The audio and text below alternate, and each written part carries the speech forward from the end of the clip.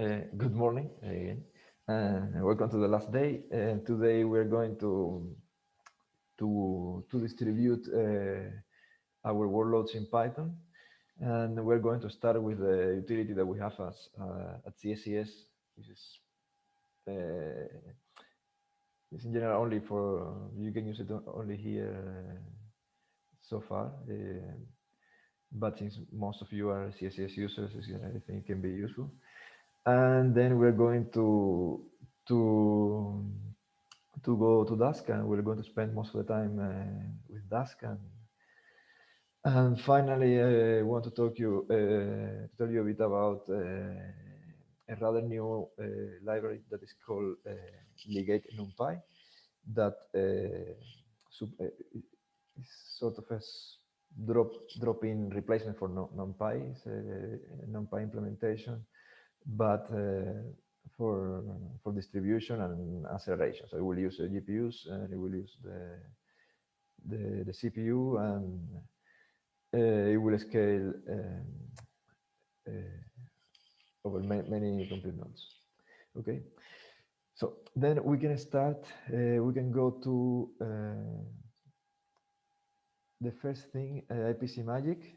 So we can go. We can start here with 01 NPI for pi, and so you may have to git pull in your terminal to get this one, because I think this one it didn't exist. I think I just pushed it yesterday. So I can give you a couple of minutes to update the repository. Okay, please, if anybody has a problem with the git pull, let us know in the chat. So we are now here on IPCMagic. So we start with NPI for pi. So before, I'm not going to stop to explain too much, but NPI for pi, well, as the name suggests, is an implementation of NPI to use it from Python, and it works pretty similar to the NPI that you're used to in C or Fortran. And I don't know if it is used in general for scripting in directly NumPy, but I have mostly seen it as a backend for other applications. Later today, we're going to use Dask NPI that, for instance, it uses this library. But now I just want to, when I mention it, I just want to show it to tell you about this this package, IPCMagic. This is what we're going to see today. So IPCMagic is it enables a magic function on the notebooks, the magic function IPC cluster, which is based on IPyParallel. And the idea is that with IPCMagic, we can create a cluster. So we have a set of nodes, and we create a cluster, which is nothing but a set of servers that are going to be listening in each of the nodes. And you can submit the content of your cells, so whatever you're running on your notebook, to these servers, and they are going to sort of mimic a real cluster. So because otherwise, if you try to run something that is multiple nodes here in NPI, it will just hang. It won't work. So you need this kind of support. So here. IPC cluster is just a wrapper to use it on the notebook of this functionality. And so with the minus help, you can see all the options. And the most common is to use to start the cluster IPC cluster start -n2 and minus NPI. So these two here, you put here the number of workers, so the number of nodes that you have, or if you want to have many many workers inside the node. In this case, we have 2 workers, and so 2 nodes, and we are going to run 1 worker per node. Okay, so when we run it,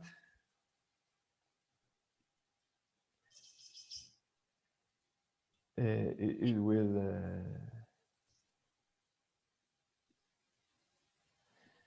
it will start the cluster after some seconds, and now there are these servers are listening. So if you come here to the terminal and you check, you will see that you have these IP controllers and you have these IP engines. So the controllers are just for the communication, for the managing of the engines, and the engines are the workers. And now everything that we run decorated in a cell with %% is going to be submitted to the engines. Okay, so if we run this one, this is going to run on the engines, but just pay attention. If we do this here, there is no NumPy, so nothing that is inside of this kind of cells, the PX cells, is going to work outside. So this one only lives inside of the PX cell, which means it lives only on the engines. You can see it as a different kernel that is running at the same time as your kernel. Okay, and so here we initialize the communicator NPI. You see that you get the output for one rank and for the other rank. In one, the rank is 0 and the other one is 1. And now we're going to run something simple here, like we create a NumPy array for rank 0. We're going to send it to rank 1. And in rank 1, there is an empty array that is going to receive what we are sending, and then we're going to print it. So if we don't send anything and we print in both,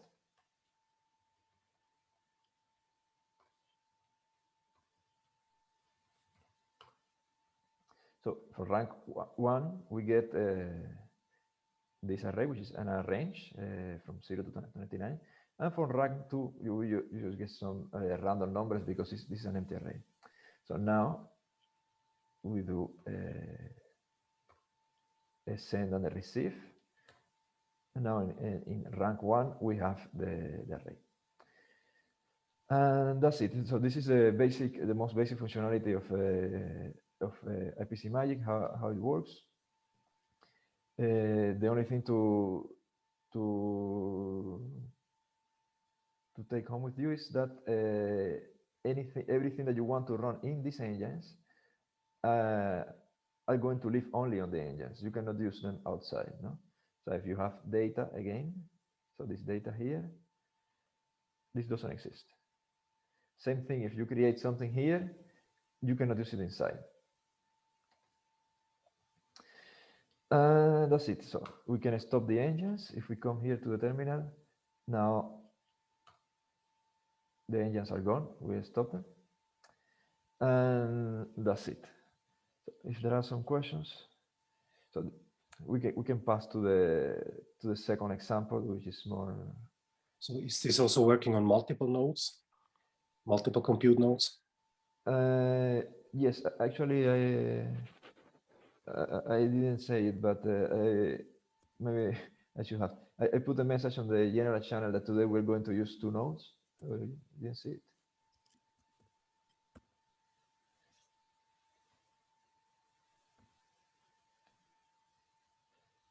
So there is a picture in the general channel if you want to close it and log in again. Otherwise, you can try it later today, because in the afternoon, even if the course is over, you can try it. But at some point, yeah, it would be better if you close your Jupyter session and reopen it with 2 nodes.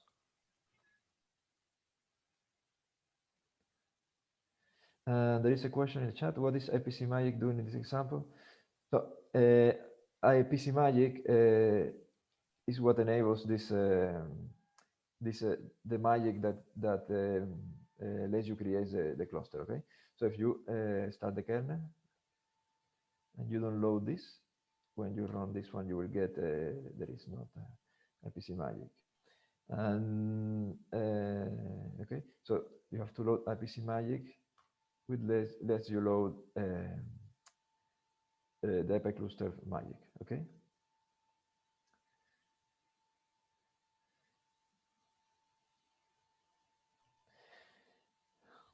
Okay. In the second example, here I'm also running so it's 2 nodes. So in this example here, so 02 TensorFlow. We're going to use IPCMagic again, but this is more relevant example.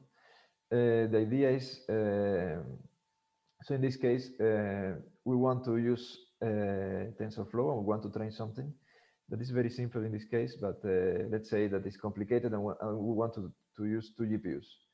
For that, we have to use this package that is called Horobot, that it will do the communication for TensorFlow.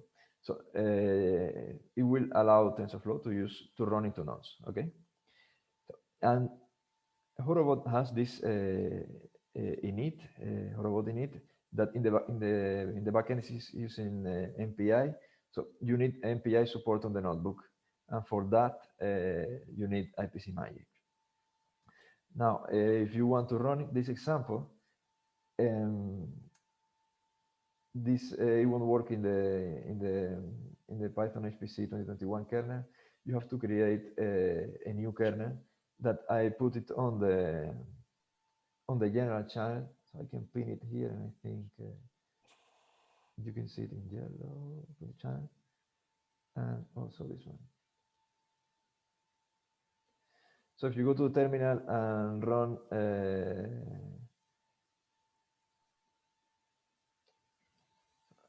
this, that is on the chat, you will get the option to select this Python HPC TensorFlow 2 kernel. I think you will have to refresh the page, but so only that, you don't have to go out and go in. Okay, so I can give you a couple of minutes to do this, and if somebody started the Jupyter with a single node, maybe it's a good opportunity to move to nodes. So run this one, close, and start with the nodes. I will wait a couple of minutes.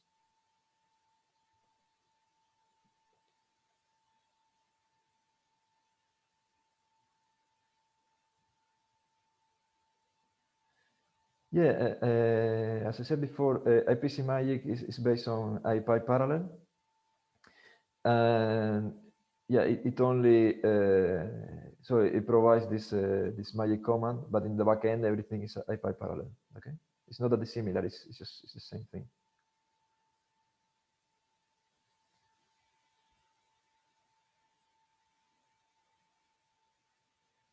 There is a question. Can you tell about how to configure this to work on multiple nodes in physical cluster different from this? No, this one in the backend, when you run this, the IPC cluster is going, the magic is going to submit a command that is something like this: n2 minus n, so the number of workers. So here is the default number of nodes that we have allocated. Let's put here maybe workers. Sorry, nodes, workers, and it's going to run IP engine, which is an this is an executable, a script that comes with the IPy parallel. So, and oh, sorry. Oh, and sorry, this is run, and it will submit IP controller. So this, so when you do this in the backend, IPCMagic is going to run these two commands. So first, IP controller, that is a server that knows. Sorry, it's like the manager of the engines, and it will do all the communication between whatever is running on the engines, and it will run the engines through the cluster. So if you want an implementation in a different cluster that is not designed, if this is Loon, probably you can use exactly like it is here, but it should be some kind of tweak of the backend. Okay.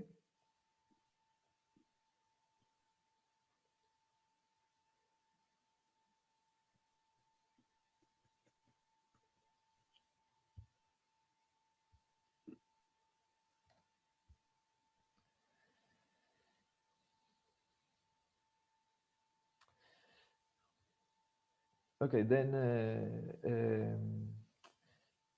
okay, please, anybody has a problem with the kernel, let us know in the chat. Maybe we can continue with the notebook. So okay, so we are going to run this in using two nodes, using two GPUs. So we start exactly as we did before. This one probably we don't need it. And same version. So we start our cluster.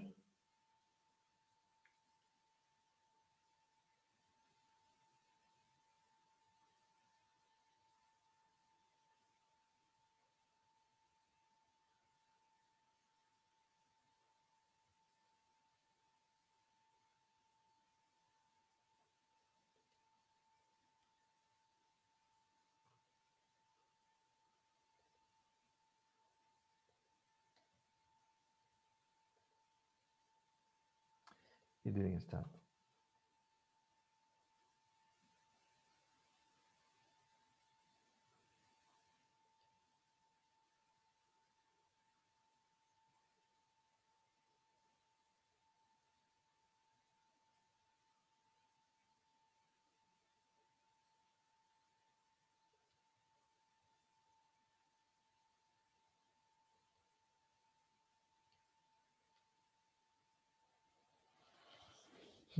Okay, that's not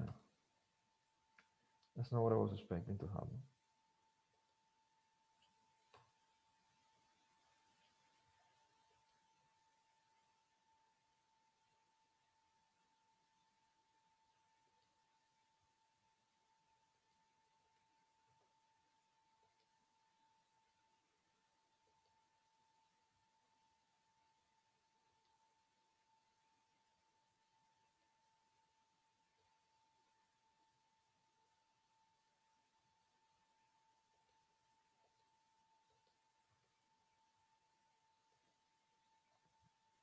Okay, let's restart the kernel and see.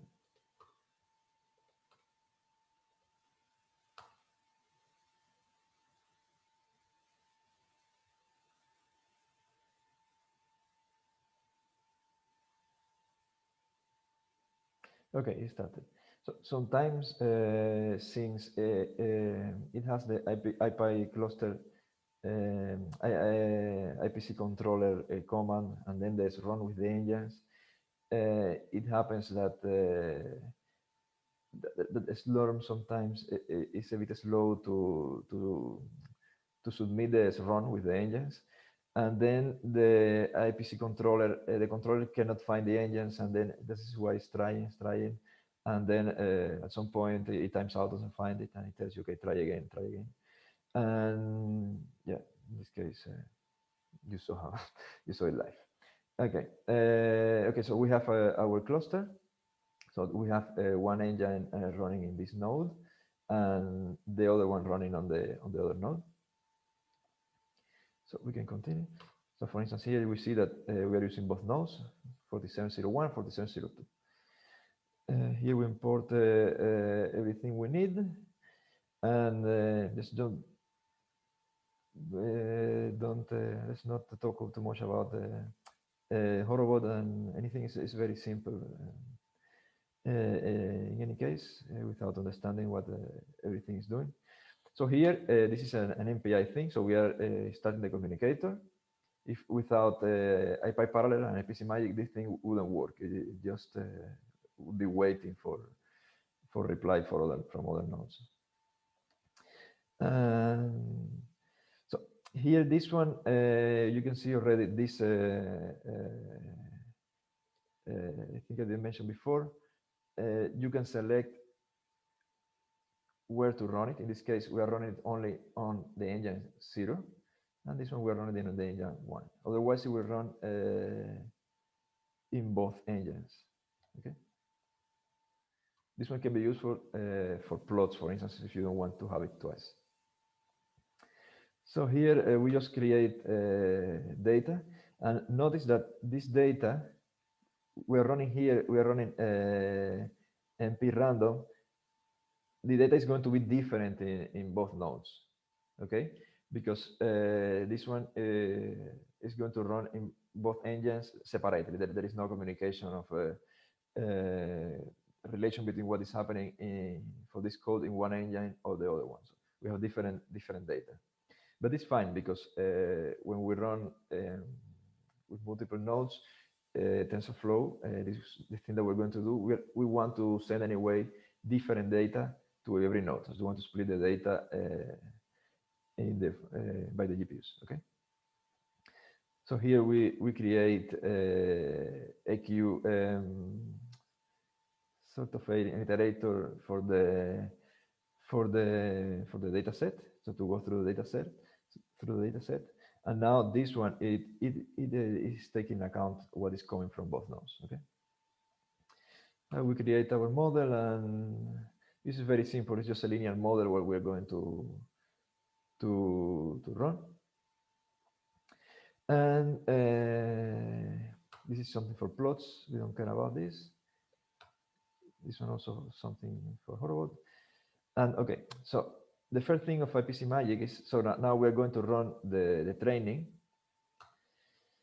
When we run it, by default, it will send to the engines. Maybe we can see here that the engines are working, right? But you only see the result at the end. Okay. If you want to see the result in the meanwhile, while it's running, because it's long, you don't want to wait all this time. Something important. You can use this functionality. So you pass to minus p to px minus no block and minus o, and here you put a name that you want. In this case, it's a variable that is going to exist afterwards in Python. We call it training, and we run it. Now this one is going to exit immediately, and in the notebook we can watch the training like this. So using utilities that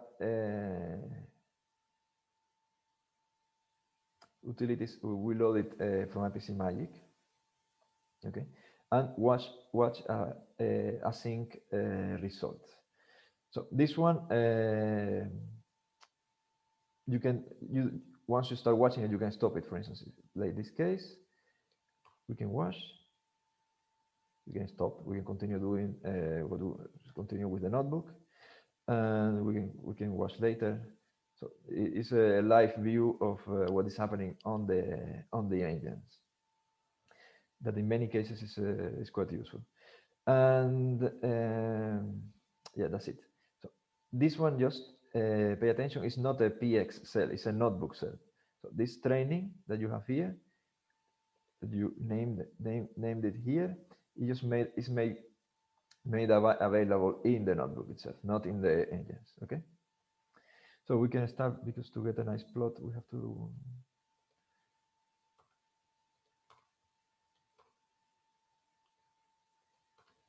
Okay, we run this.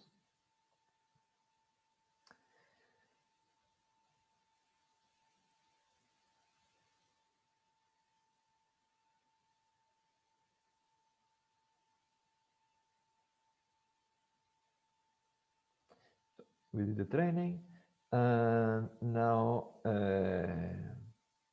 we can get some plots from the training. So this is the error, and this is the blue is the data, and this is the fit that we did.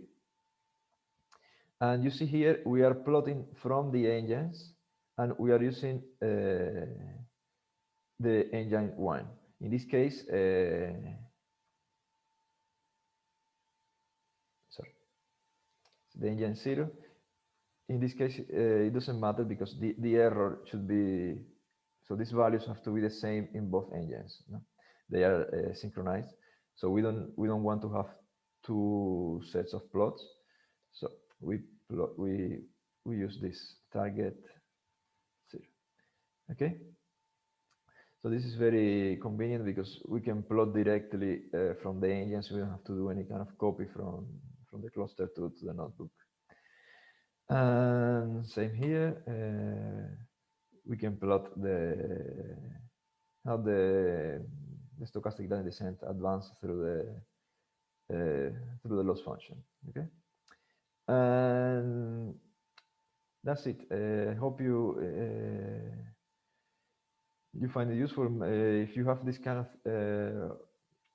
of scripts that can use multiple nodes. But based on NumPy, not in something directly in Python that you can use natively, you can rely on this IPCMagic. Okay, so we can stop the cluster. So there are questions. Where's the data set defined? Here.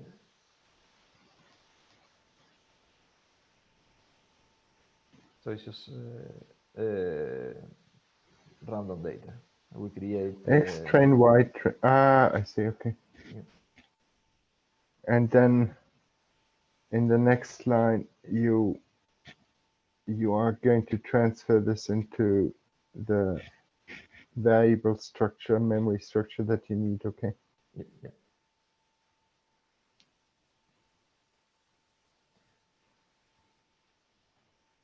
Okay, I'm waiting to see people typing. Okay, how can I migrate the Magics to a Python script mode? I'm sorry, I don't understand the question. How can we migrate the Magics to a Python script? If you want, you can unmute and we can discuss. Hello. Yeah. So here for each cell, we have the magics that specify the code that has to run on different engines, right? Mm-hmm. And then I imagine that I want to reorganize the code in a Python file. Mm-hmm. And then how can I write the code such that will be a Python file and not a Python notebook? So is it a context manager or it's in the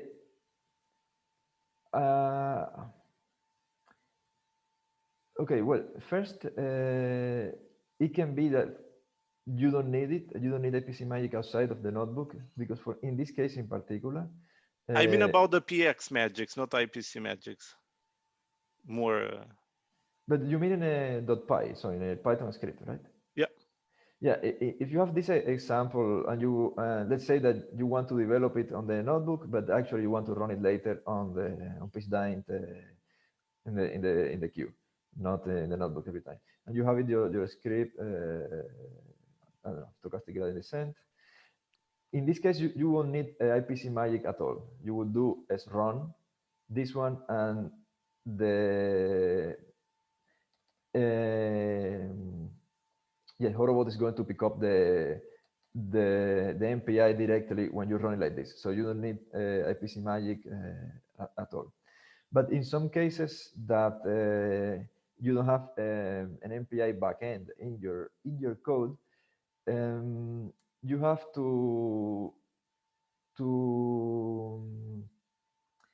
go by hand, and there are two solutions. One, this thing I was mentioning before, you have the so you have the controllers and the engines, and okay, engines and controller. So those are executables that come with IPy parallel.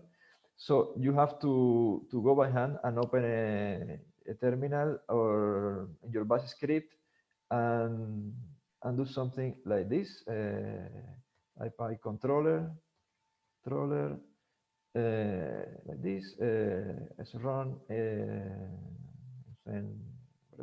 no, let's run engine IPy engines and like this, and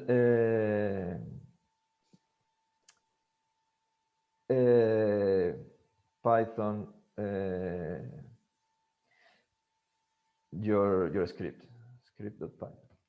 And I have never done it myself. I have done it in my laptop, but I have never done this kind of thing on Dint. And then how would it know, imagine cell 11 in this notebook. So here we have px target 0. Yeah. Would know would Python parse the comment and run it? That I don't know. So this is more what I meant, not the initial okay. setup for the cluster, but actually how do I migrate the parallel code that I have in the notebook to I don't know, because yeah, in the cases that I have run, in general, I don't have to use it. I don't have to rely on IPCMagic and IPy parallel for MPI outside of the notebook. But yeah, that's a good question. There is something. Thanks. Yeah, there is something here called in IPy parallel. That is client. Yeah, client, and oops. Yeah, and I don't know if through this client you can mimic this kind of or like the target 0, but I really don't know. Yeah, I'm sorry.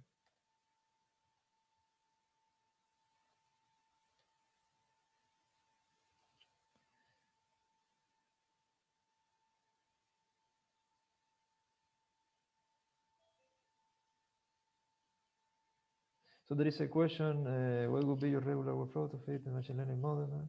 Do you just test the code in the Jupyter lab and then port it to regular Python code?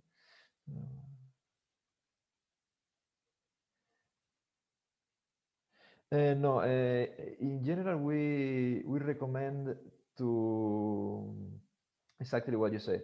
So you do development here for, I don't know, simple cases, say, I don't know, 2 nodes, 4 nodes, and then when you have ready your script, we recommend it not to run it here. We recommend to run it on the bash script, on the queuing system. Yeah.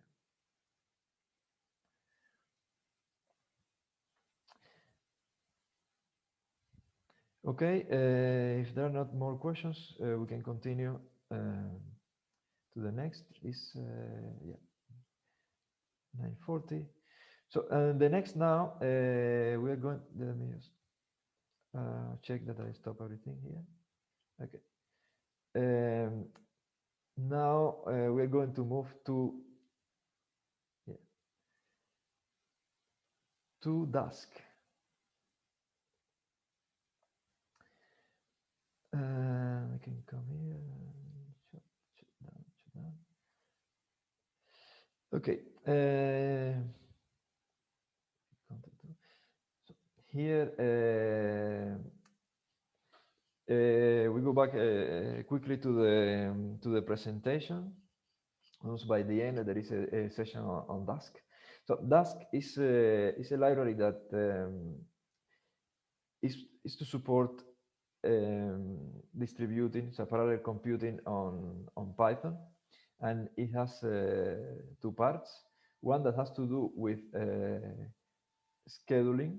So you have functions and you want to to run it many times, or you want to run them in parallel and to create some kind of workflow. That one you can do with the task scheduling by creating graphs, and we're going to see how to do it now. And it has another part that is data collections, that they do a reimplementation of NumPy pandas, and something that they call bugs, that is, I think is sort of a list, but distributed. And the idea is that you can use with this one, you can use the same API of NumPy to run over multiple nodes, okay, to scale.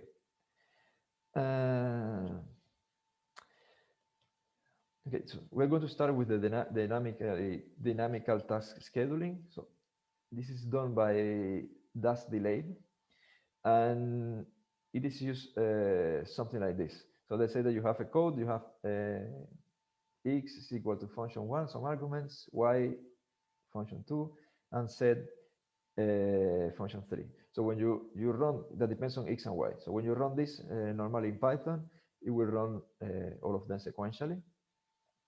But with Dask, you can use this kind of decoration of your functions. So every function you put it is as Dask delayed, and you pass the arguments, and the rest looks the same. Dask, when you run this one, Dask is going to return immediately. It's not going to execute anything, but it's going to build a computational graph. And in this case, for instance, that these two lines here, they don't depend on each other. Dask is going to know that they can be run at the same time. And this one here that depends on these two, it will run it afterwards when these two are finished. So this is kind of things you can do. And then when the computational graph is finished, you can do set.compute, so the last part .compute, and it will go and run the graph. And it has different schedulers. You have like synchronous, sequential scheduler that, well, that one will run sequentially, will be pretty much like this one. And then it has threads, and it has processes.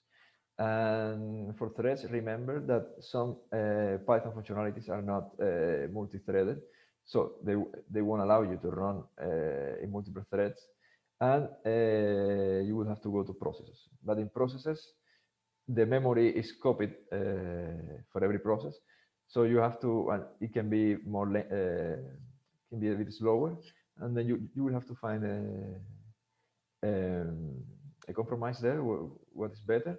But we're going to play with this in a bit. Also, besides this way we wrote, we can simply create lists of delayed executions, and then so you say Dask compute, and you pass the list, and Dask will schedule everything. He will do a graph, but in this case, that nothing depends on anything. It will just run there as the availability in the node is set. Okay. And the second part. The second part is what I was talking about before. You have Dask arrays, Dask back, this is the list, and Dask data frames, which is the implementation of pandas data frames. And it's, yeah, pretty much what I said.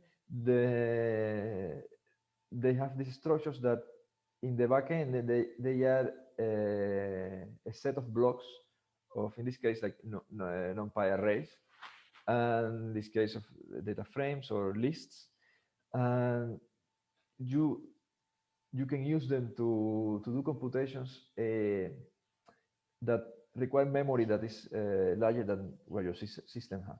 So in principle, you can implement something in your computer in your laptop using this, and you can use like I don't know, many gigabytes of terabyte of data that your computer doesn't have, and then you can take it and run it on Dyn and scale it through multiple nodes, and yeah, it should work. Okay, so we're going to play with this one a bit too, and we can go now to the notebooks and start with the graphs. See how they work. So we come to Dask, Dask intro, first one, and so here we have these two functions. Square, that you pass a number and gives you the square, and add, you pass two numbers and give you the sum of these two numbers. So we're going to do something similar to what we did, what you saw in the slides. So if we time it, we run it normally, no Dask, it will take 3 seconds because we have put sleep 1 second inside to see the time passing. So it's 1 second per each. And we're trying now with Dask. So we decorate our functions with Dask delay.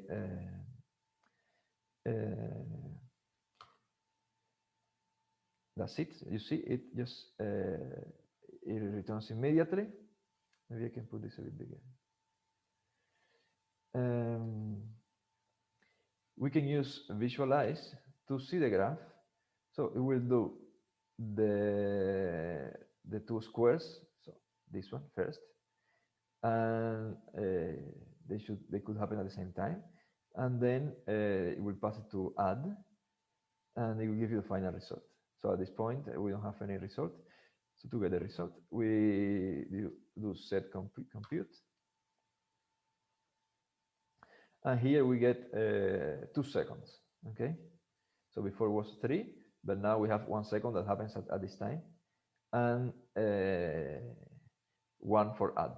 Okay, and here we're using scheduler threads, and with scheduler threads we have to pay attention to something, that is this function time sleep that I mentioned it on Monday.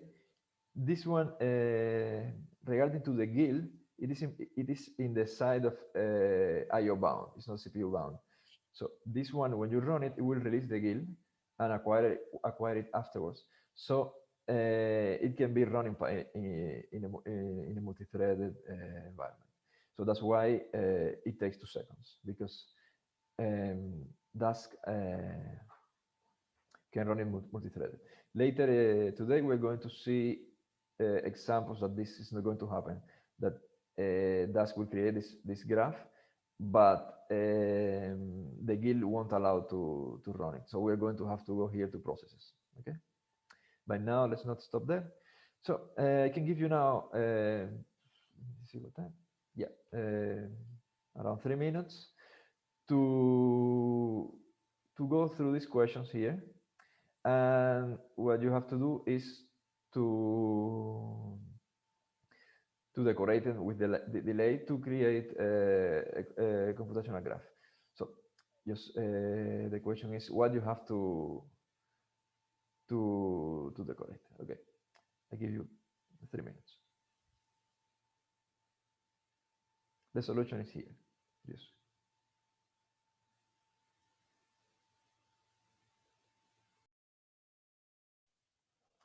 Okay, we're back. So let's have a look to the first one. So here we have a list of squares inside of a list, and then at the end we sum all of them. So here the solution was to delay the square, okay, to have all this list of operations, and we can also delay the sum. So let's see this one how it looks like. So if you didn't delay the sum, in this case, we get something like this. That And this is because sum will operate. So first two, and they will sum them, and then the next one, and will sum them, and the next one, and will sum them. Okay. So go back to this one. No. Okay. So in this case, sum will sum everything first, and then do the final sum. Okay. Sorry, all the squares are going to happen first, and then the sum. Okay. The next one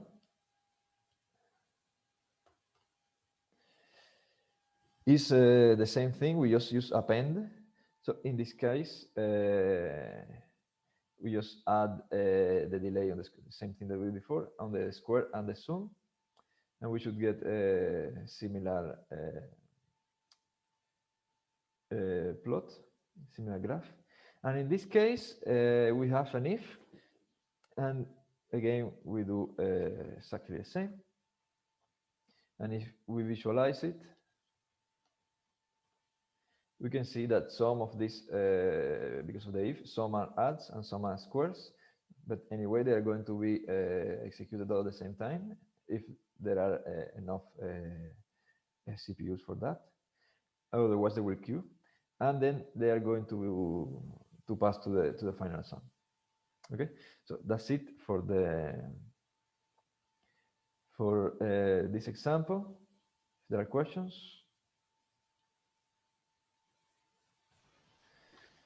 Not sure I got completely what the Dask delay does. I'm thinking in terms of NPI where you need to wait for synchronization. But if I see, if you go up a little, these are Dask delayed.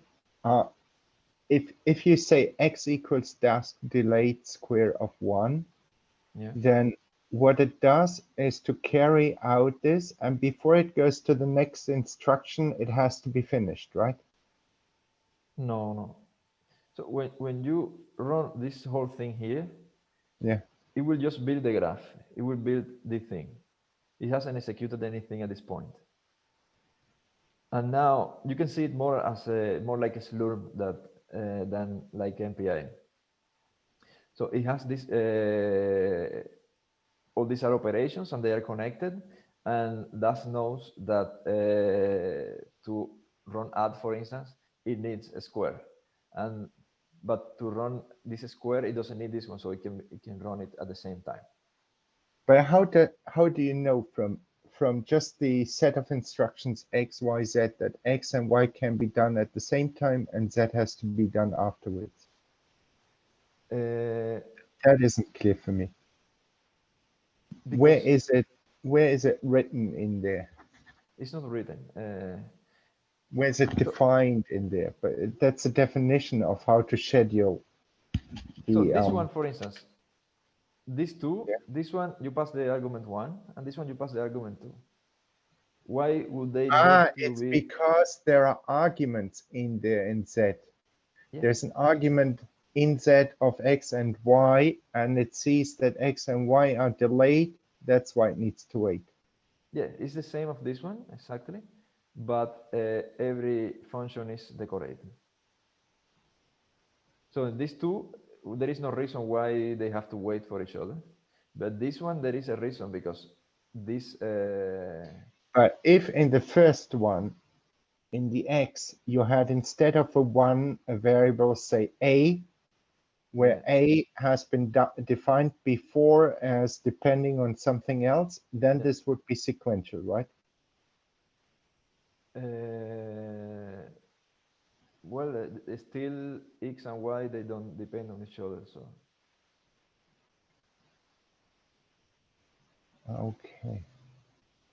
Okay. So only if it was A and B for X and Y, and okay.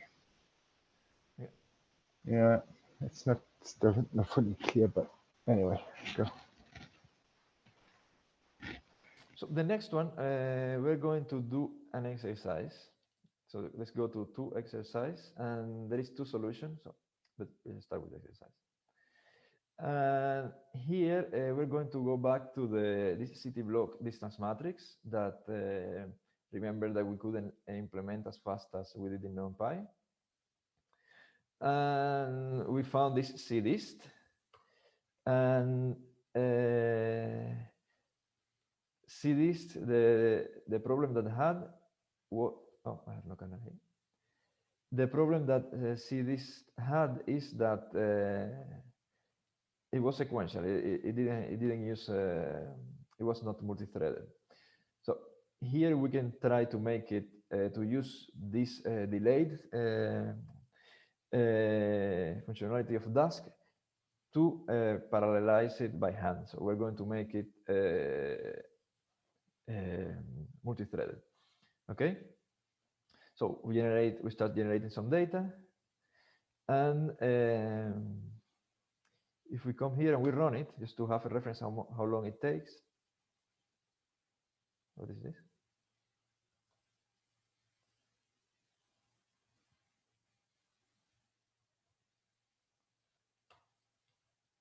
Top.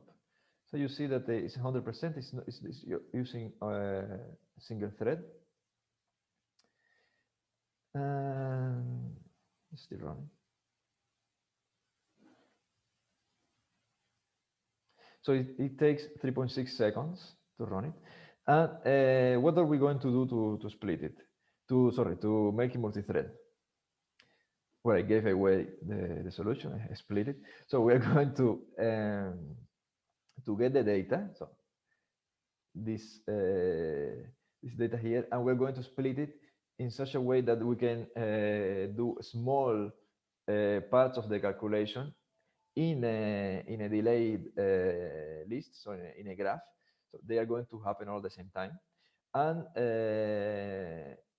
like that, we are going to use the whole CPU. Okay. So we're going to divide in chunks. Is the first things. So we're going to set 12 chunks because so we have 12 CPUs. We're going to use one per chunk, and we're going to do partial distances. So what we're going to do, we're going to get the cdist. So we're going to use the same function between x and a chunk of x. Okay. And so we're going to run all of them. So the 12 of them, they could happen sequentially. Sorry, sequentially, no, at the same time, simultaneously. And then we are going to get all these splits of these chunks, and we're going to put it together, and we're going to get the final solution. So your exercise here, what you have to do is make, right now this one doesn't have any Dask thing, so you have to make it to use the Dask support. Right now, in this example here, we are only just splitting things and making it even slower. So go there, the same you did in the previous exercise with the delayed, but now let's do it in a real setting. The solution is here. Please go through the whole notebook, and then we can discuss. So I will give you now more time. I will give you 10 minutes, until 10:15. Maybe a bit less if there are many questions.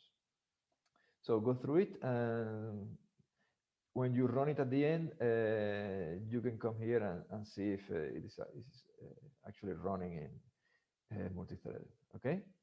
So I leave you alone then to work. Just a small remark here. At this point, we are only using a single node. This is only happening in a single node. Later, we are going to learn how to move to multiple nodes. Okay.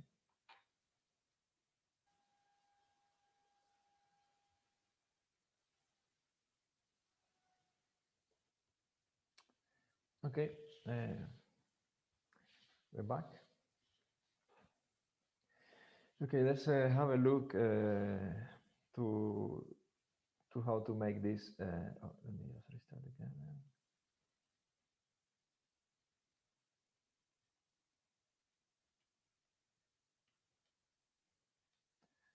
Clear outputs.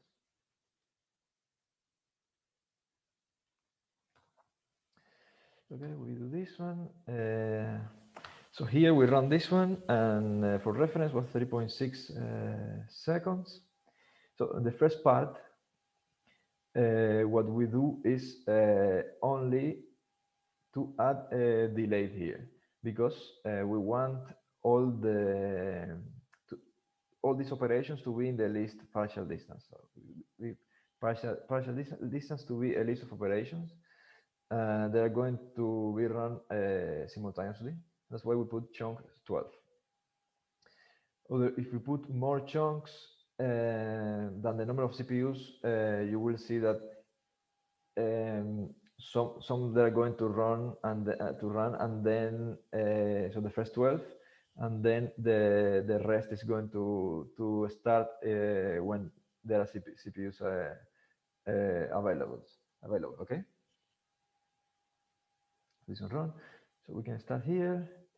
We can visualize. So at this point, we only have disconnected operations. See this for every of the chunks. Okay. And what we want now is to concatenate all these results to get the matrix. So we do it on axis 1 to have to put all the chunks of matrix. Okay. So now we can compute. Okay, it works. And when we visualize, we have all these disconnected operations that we had before. Now they are connected through concatenate, and they give you the final matrix at the end. Okay. So if we time it, we can have a look here, and we see that we are using multiple CPUs.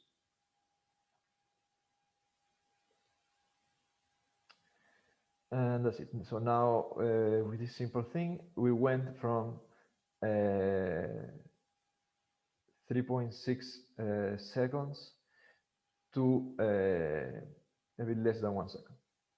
Okay. So we have the option here with threads, which I think is the default, was the default here. Yeah. And we also can use processes. I think it's like this. So now if we use processes, you see there are many Python processes running now. Okay.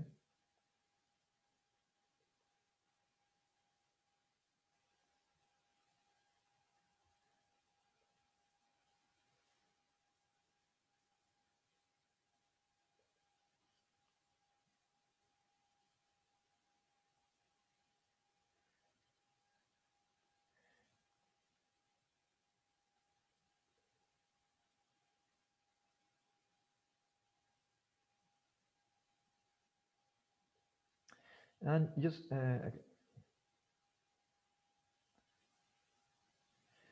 so do you know, somebody would like to say why this one takes more time?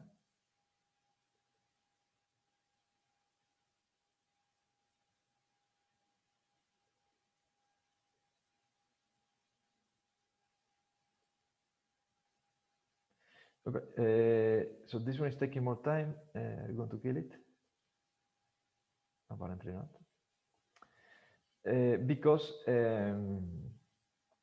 every of these processes copies all the memory. It makes a copy of all the memory needed to run. And then compared to threads where the memory is shared, there is an overhead of because of this. I cannot kill it. So general killing processes is not easy.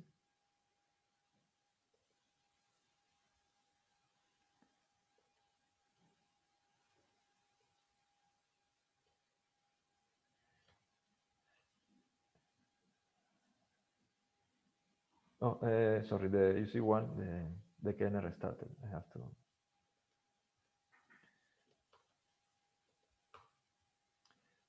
Sorry about that. Okay, the processes in this case, you saw that was not a good solution in this case, and also the threads they happen. So the 2 less time they happen simultaneously, and this is because our function that we're calling cdist here, this one, even if it's not multi-threaded, it releases the GIL when it runs. So we can run it multi-threaded. Okay. So is the global interpreter log not causing problems here when you use multi-threaded? No, since cdist is releasing the GIL, so this function releases the GIL, then the GIL, well, there won't be GIL, so we can run it multi-threaded. Okay. Later we are going to see an example of the same thing that we're going to implement it in Python, so there is not releasing of the GIL. So this is a SciPy NumPy function, and then you will see that trying to do this something similar to this one is going to happen sequentially. Okay, so now we're here, and so this step is important. We want to check that they give the same result. So cdist and our function, they give the same result. Okay. Now I want to remark here, to make a remark here of the load of the burden of the concatenate. So if we time it concatenate, we see that it's 1/3 of the actually a bit over of the runtime is doing the concatenate. So this is pretty heavy, but anyway we go a bit no, actually, yeah, 1/3 faster, okay, compared to just the plain cdist. And finally here, I wanted to show you that this one we can also wrap it as same as we did before with in C or with F2Py. So we can wrap it in a function that you pass the chunks that you want to do the division, and you can give this one in a library to a user, and for the user this is going to be a function that runs in multiple threads. Okay, it's a version of cdist that runs in multiple threads, and that's it. So here important to understand that cdist is releasing the GIL, and that's why we get a speed up.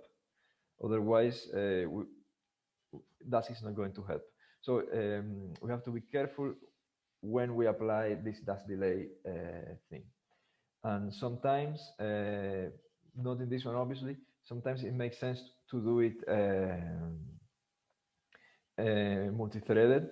You have like some function, some Python function that multiple processes that won't run multi-threaded. You have a Python function that won't run in multiple threads, but it's not too heavy in memory. Let's say that you want to go over other files or check something, or some simple script to do some simple tasks that doesn't require big transfers of memory. This one maybe you can do it in with the processes, and maybe it's going to give you a good speed up. But yeah, that's it. Questions? So what's the benefit of putting it in processes, that you can use multiple CPUs? No, here we are already using multiple CPUs. The benefit is that if the function that you're running in your graph doesn't release the GIL, the log, then all this part, so all this part here cannot happen simultaneously, because Python won't let you run it simultaneously. So you will have to go to processes. The processes is not multi-threaded, because Python doesn't have any problem with processes since the memory is copied. And this is how you could go to parallelize. Okay. Well, but if you want to use multiple nodes, then you would have to have a copied memory model, right? Yeah. Absolutely. So only this one you can use across multiple processors nodes that do not share the same memory. Okay. Yeah, exactly. I don't know if there is some kind of setup that you can use multi-threaded per node, but I don't think so. But yeah, if you later on, when we are going to go to multiple nodes, we will have to use processes. But in general, but I think you can just close this, and Dask will select the solution for you if you want, when we're going to see later. Okay, questions? Yes, so it seems that a concatenate at the end is a bottleneck since it's executed serial. Is there any way to partition it and to parallelize it? Because I think you're not overlapping any memory, so this should be possible, right? When I prepared the notebook, I tried some other solutions, and I didn't manage to make it faster than this. Yeah. Is there any possibility to have an assignment particular to a slice of an array as a delayed task or a delayed function? Sorry, I didn't understand this. So if I have an assignment that's basically should behave similar to a function, right? Is there any way to have this in a delayed? Or can I only use free functions? To put like okay, an assignment. Yeah, I don't think so. I think it's only functions that you can wrap. Yeah. Okay, thank you. I tried, I don't know if it's what you have in mind, but I tried just creating beforehand the empty array and try to put the chunks inside instead of doing the concatenate, but that didn't work either. Yeah, Well, that's it what I'm worked, trying but to do right now, but it's not working either. That's why I'm asking. Yeah. I tried that. Well, it worked, but it didn't solve anything. I guess in any case, it made it more complicated. Yeah. Okay. Questions? See the time. Okay, then we can.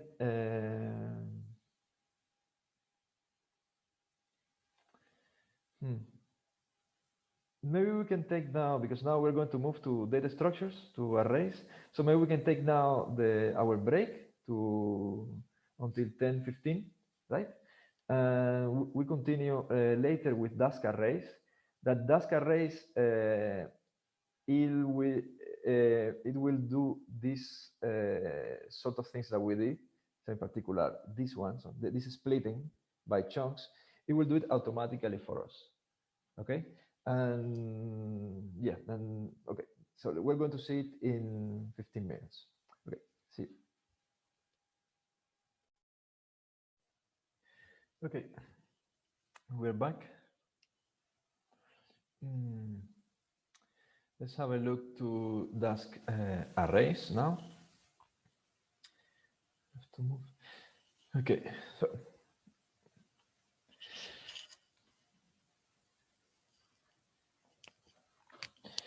in Dask array, the idea, more or less mentioned roughly before, is that we will have big arrays that they don't fit in memory. This is when we want to use Dask array.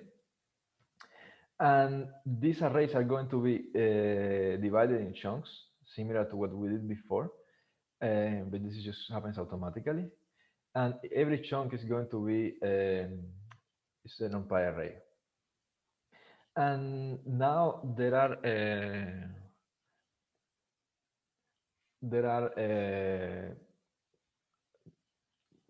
there are ideas, and it's just being done to put all these implementations of NumPy, like yesterday you saw CuPy, now this Dask array.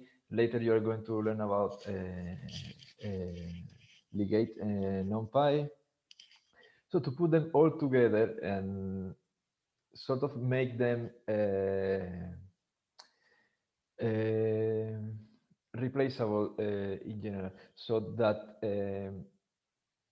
to NumPy you can pass a CuPy, to NumPy's function you can pass a CuPy array, and NumPy will know what to do with it. It will run it with the CuPy code, and if available, of course.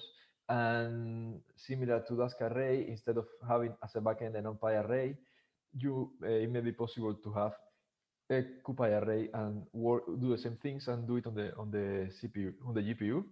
So I tried some of these things, but they looked a bit to me experimental right now. And so I won't show them today, but it's something to have in mind. Okay. So these things, let's consider that are going to be a NumPy array for today. And so you have all these NumPy arrays. They don't live, of course, in memory. They can be on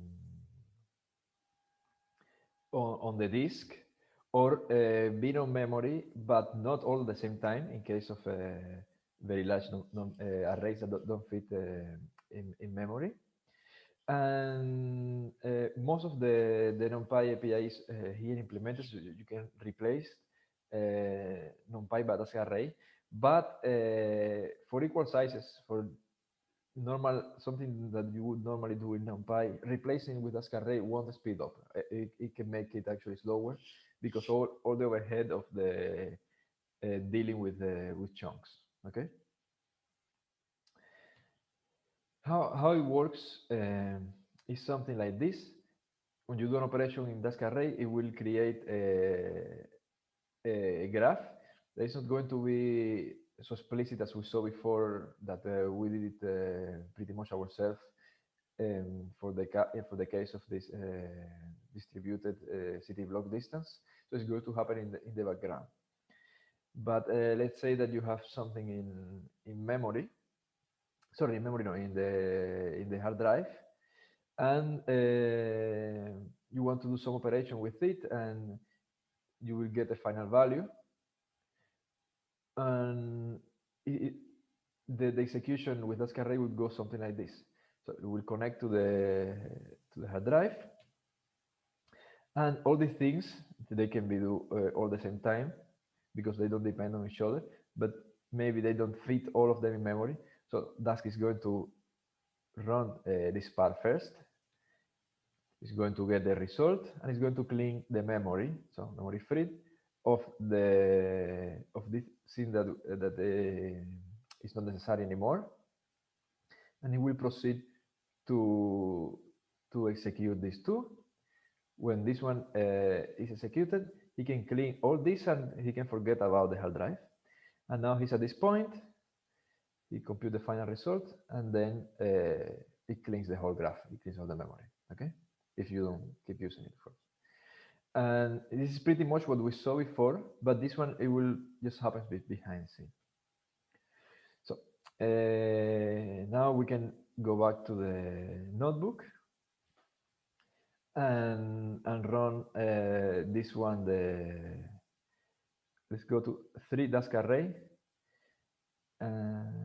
So Sebastian, very nice this implementation. I will keep it with your permission for next time.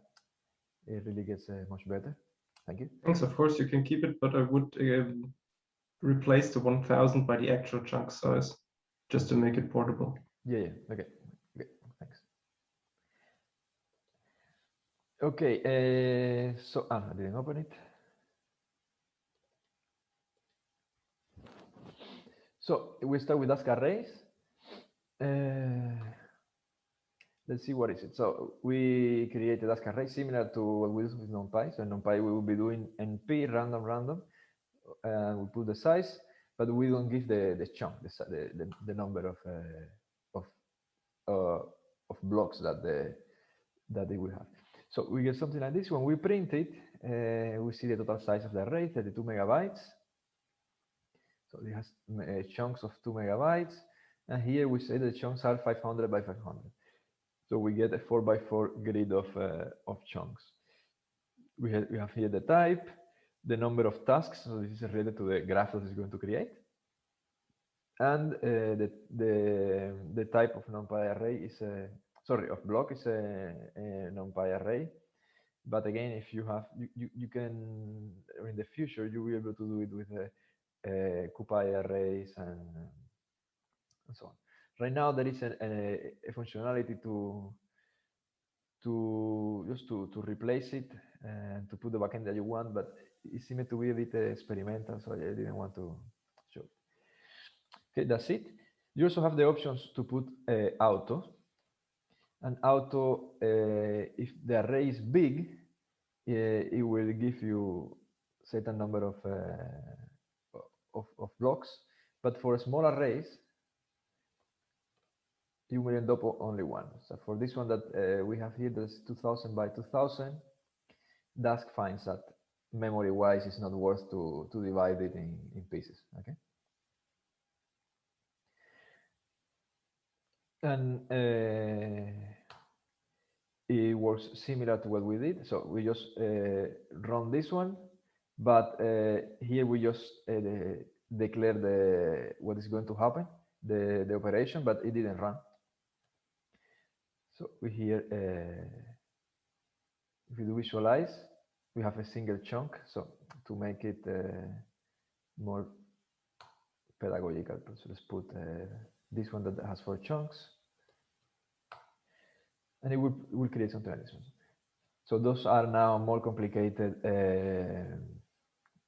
graphs than what we had before. Okay, so this is how it's going to do the mean. Those are the 16 chunks. Then it will do by groups of 4, and like that he will reduce it to only 4 at the end, and everything at the end I'm seeing here is aggregate. It's a final summation of everything. Okay. So here I have 20,000, and let's see what happens. I just put a smaller one because with a big one it can get a bit large. So here we run, we get 576 milliseconds, and let's compare with NumPy.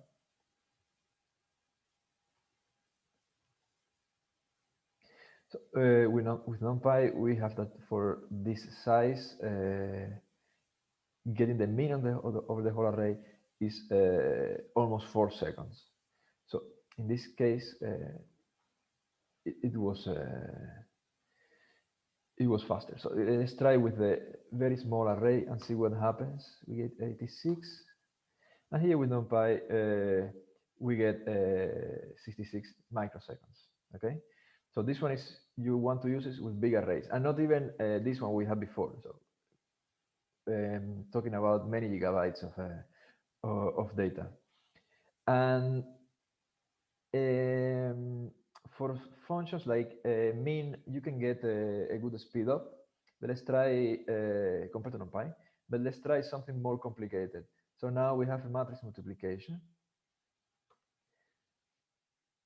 So here with NumPy we get 162. Let's see the graph with Dask. Now it is a bit it's a bit an ugly graph.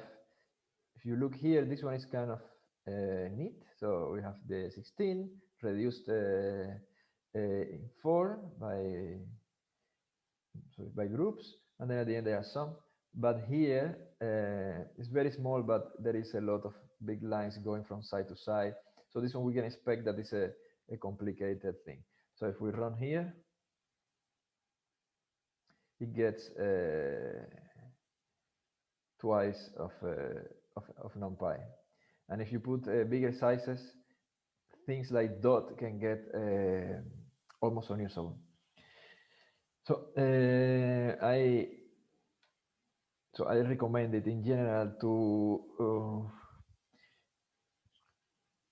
I don't know, to be careful when using Dask arrays. If it is a complicated operation like this huge graph, maybe it's worth it to find a different solution. That you can do it again with Dask, but maybe you should go to Dask delayed, or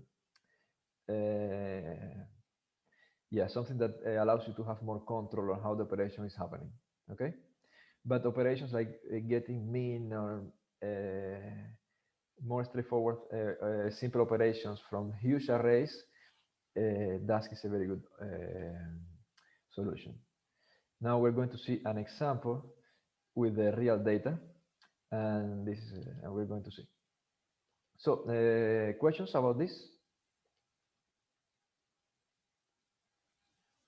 Yeah, so why is it slower? I mean, I didn't get that. I think it's simply because all the overhead of all the communication and the algorithm itself, that it's just not it's not a solution for being fast. I think it's more aimed to, you have you want to distribute it. This is a way we can distribute it, but not every operation is easy to, not easy, let's say, is distributed in such a way that that is going to be fast. I don't know if I don't think it's clear what I'm saying, but in this case, to me, I don't know, this is my interpretation of what is happening here in this case with dot. So I put it, but I have the impression that the algorithm is too complicated. It has a lot of communication, send here, send there, send within the node, no? But it's not a fast implementation. It's just simply slow.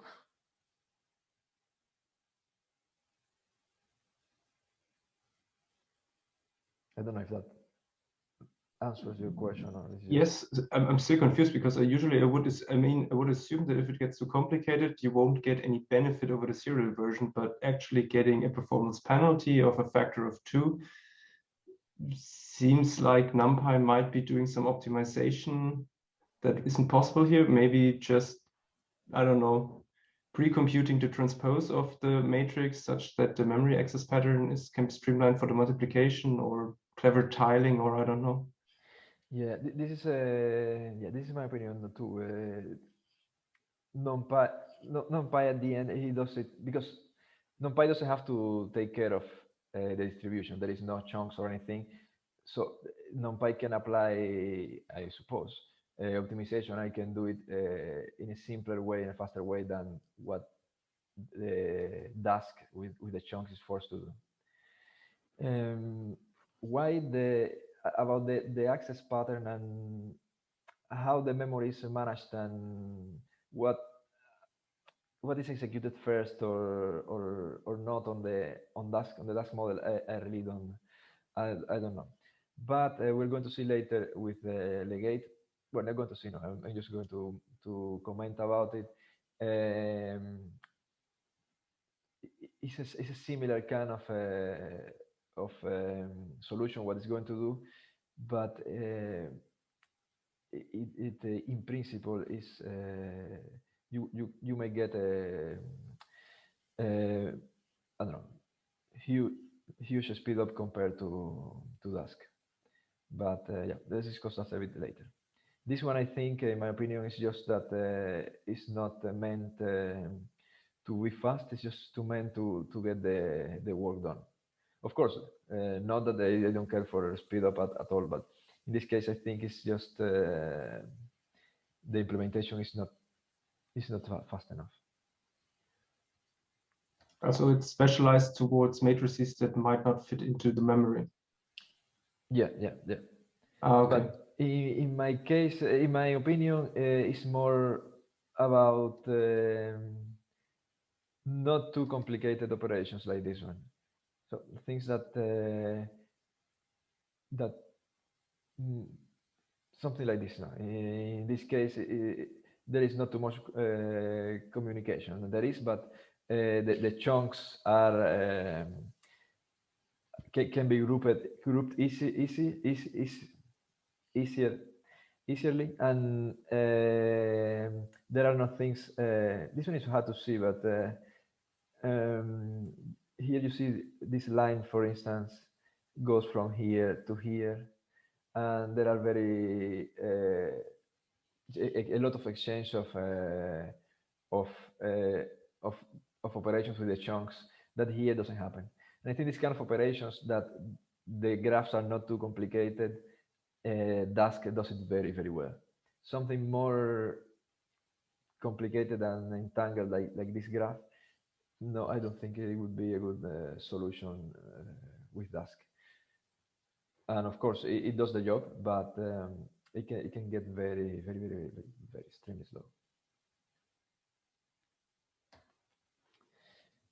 Okay, something else? Okay, then we can move to this example now. This is the 04. So now we are going to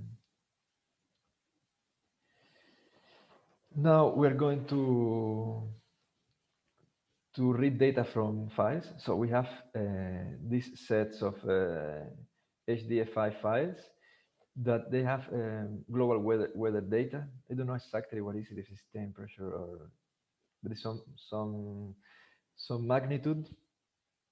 And we have, for every day, we have one file. So this is January 2014 from 1st to the 31. So here we read it. So this is more like a H55 kind of things. So here we just create a list with all these H5 file objects, but at this point there is nothing loaded in memory. So we only connected this list to the files, but nothing is loaded in memory unless you need it. So you can see the shapes, but if you look here, maybe we can wait.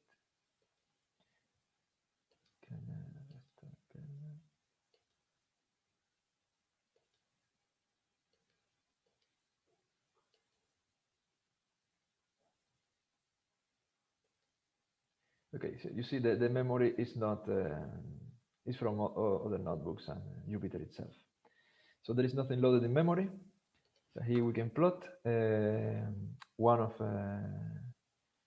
of these and see what it has inside. So now at this point is everything is NumPy. We haven't done anything with Dask yet, but you see it's slow. It's a lot of data.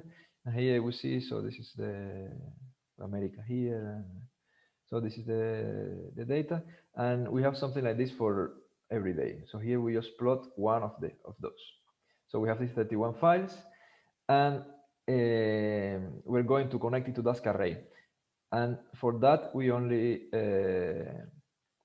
go through. The only thing that we do is we go through this set of H5 objects, and we apply this from array, Dask from array, and this returns immediately. So again, now we have connected the arrays, the data in the hard drive to Dask, but there is no memory loaded. Okay, so we can look at it, how it looks like, and we see now that we have X is a single array right now. So for now, we don't have 31 arrays. We have only one, and we did simply doing this Dask stack. So we put all this as a single block of data. So we have like all the like cheats. No, for every day in this direction, we have one array for each day. Okay. And we see here we have in total 65 gigabytes, and we have a very small chunks of 2 megabytes, and these chunks size were chosen by Dask. We then put chunk here, and now we can treat this one as a single array. If we do x0, we get one of the arrays. Okay. And so we compute the mean, for instance. This is declared, it's the same thing as before. Nothing is still in memory. And now, so we can do mean compute, or we can pass it, we can do a plot. So now we're going to do a plot of the whole thing. So you see mean here, and before we had just a data set in, we were skipping for every, so we were taking every 4 element to make it faster. But now we're going to do the whole thing. And this is similar to what I was saying before about the replacing one implementation of NumPy by the other one. So in this case, we're going to pass this Dask array to matplotlib, and matplotlib knows what to do with it. So you don't have to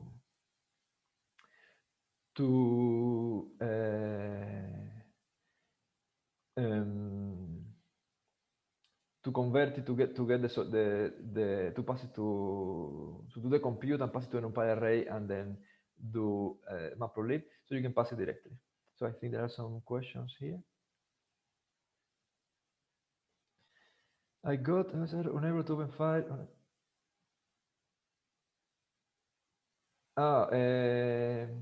Andre, you need to do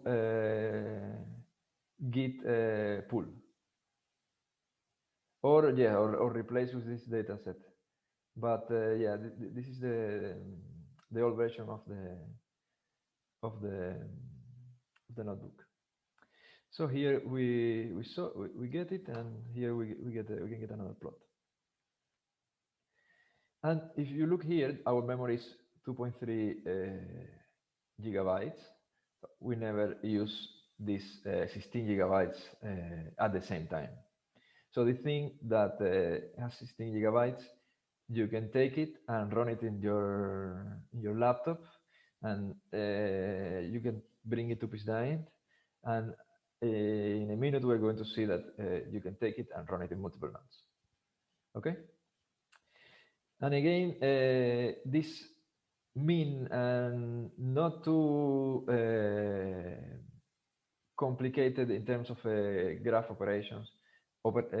Operations, they do very good in Dask. They are robust, they don't crash, or they are rather fast. Okay, questions here?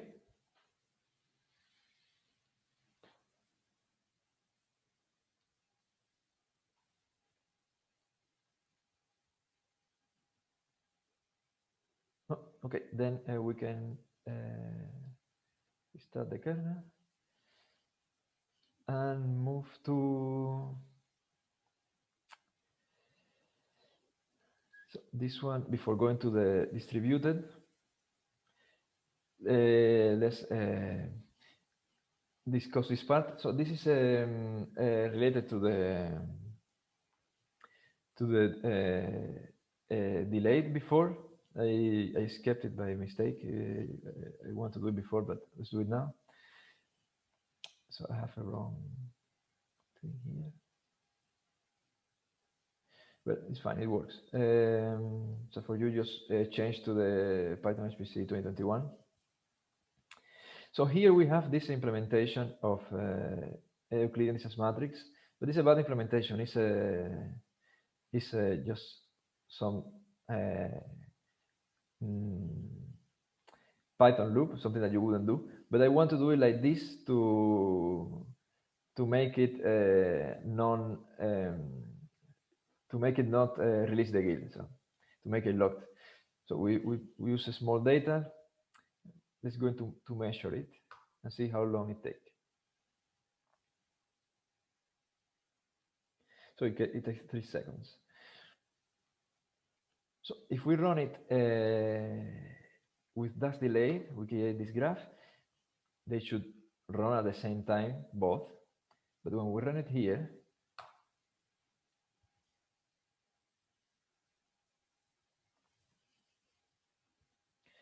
we see that it takes 6 seconds. So even if they are independent, Dask couldn't do it simultaneously. And this is because of the lock. Now, if we do it with processes, we see that it takes 3. It did do it simultaneously. And this is what we were discussing before, okay? Questions? Okay. And yeah, we sort of discussed this a bit already. This is something very important to take in account. So something that yeah, that I wanted to say before, I remember now, is that in this city block, for instance, if we have instead of this cdist that we use, that we knew that there's single threaded, if we have something like dot that is multi-threaded, and we run it with delayed, like we are doing here, then Dask is going to consume part of these threads of the CPU of the processor threads, and dot is going to consume part of them. So, for instance, in this case, if you put threads, so Dask is going to start only 2 tasks. But if you put 12 as before, you will make dot not use any thread. It's going to use a single one because there is nothing else available to run. And it's not clear in this case. So in this case, you have to go and see yourself what is better. If you are helping or you're just hurting the execution by doing this parallelization. Okay. Same for here.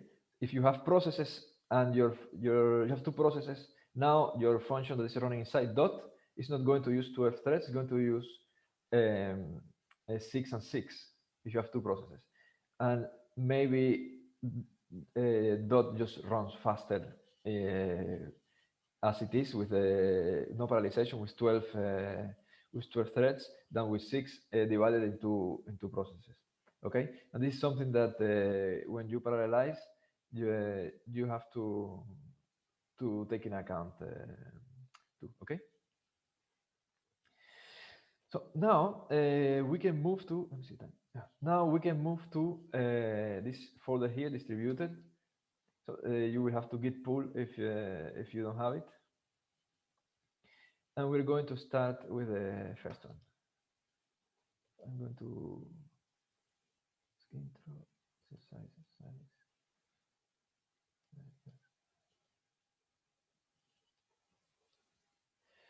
So here we are going to use something called Dask NPI. Dask NPI gives you support for multiple nodes. So right now, until this point, we were working only in a single node, and we were distributing using processes or threads, but within the node, we were not going to scale it through Pisdine. And this Dask NPI, well, I'm not loading it here, but Dask NPI is what gives this support. And it works similar to IPyParallel with the IPCMagic at the beginning of today, that it will launch something to the nodes that are going to be engines, so servers, and there will be a scheduler. There will be like IPyController, and you can connect to this cluster, to this Dask cluster, and you will submit to this cluster. Okay. That one, I don't think you can do NPI. Well, maybe yes. I actually haven't tried, but at least it's meant to be used for Dask. I don't know if you can do something like we did before with the in TensorFlow or the NumPy for Pi. Okay, so let's see how it works. So here we're going to run this magic, but this magic is similar to IPCMagic, but we prepare it just for this training. We really don't use it on PISDINT so far, but it's to make easier the execution. So the idea is that this is going to run, it will be equivalent to opening a terminal and running this thing. Okay, it ran, and this one, if you go and run as run and you put the number of nodes and tasks, you run this executable Dask NPI, and you pass the scheduler file. This will create a file with data to tell the notebook where to connect, where is the cluster, and this option is to disable nanny workers. The nanny workers, what they do is in case some worker fails, it will restart it. This one we're going to keep it constant, okay? So we have the cluster already. And when you run this one, I don't know if you see, it creates this automatically, this cell here, this cell, so it wasn't there. And it gives you where this scheduler file is, and you can connect, and now you have a client. Now this client, it works sort of magically. You don't have to decorate the cell or anything.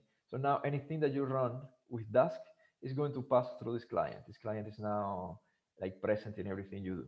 Okay. And it also, I think I can leave. Okay.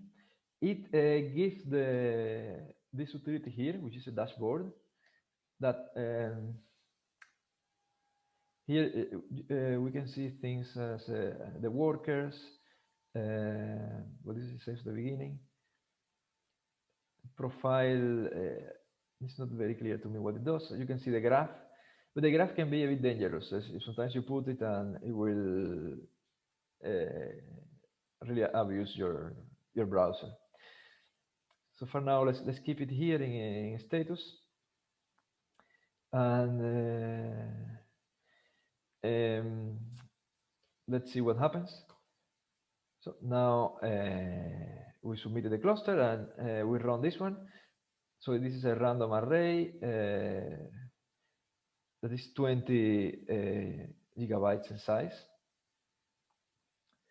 and let's get the sum of all of it, skipping to make it a bit easier.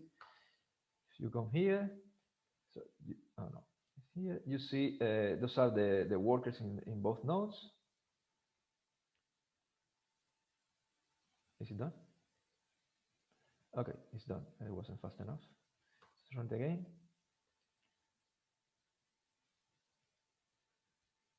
Yeah, my computer is a bit slow trying to change tabs. Come here. You see all the progress here, and same in the workers. You can see the load of the workers. Okay, and that's it. And like this, just as simple, you just can change your workload from your laptop to PISDINT that we saw before, a single node, and to multiple nodes. Okay. And here I put some examples for 500,000 instead of 50,000. And single worker, single node it took 12 minutes, and with two workers we went in 2 nodes, we went to 6 minutes. And if you see here, the size of the thing is 2 terabytes of data, right? So Dask can handle this kind of overload. And related to what I was mentioning before, things simple like mean or not to complicate the graphs. Again, if you do a dot here, this is going to be, it will take ages or it may crash. But here you can scale pretty well. I've never seen I've never done myself scaling through many workers to multiple nodes like 64 or 512 nodes on PCDyn. But I don't know, reading around, it seems that this kind of overloads does it pretty well. Okay, and this is for two. This is a random distribution. I put here random. So maybe we can give it a try and run this 2 terabytes of data. So if we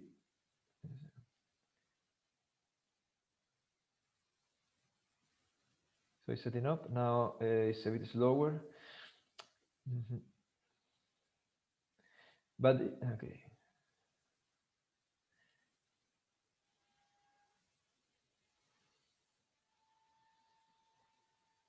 Okay, it's just doing it. So in the meanwhile, while this thing is running, questions?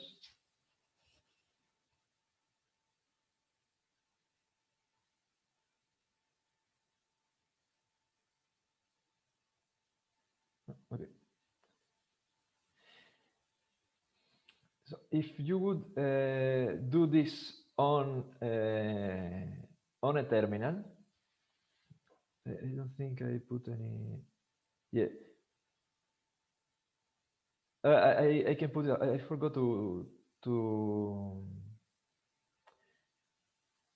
I think no, sorry, see. I don't know if I push it to the repository, but so you can do like this, just the same thing that we saw before, and you can go and run this part first, but you will need here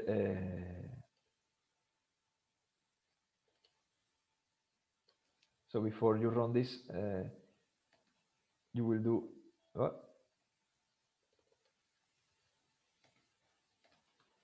so you will put an ampersand here, and afterwards you do Python with node run Python your script and then your script, it has inside the information, so it doesn't need to do as run. It will communicate with the cluster that is already running, and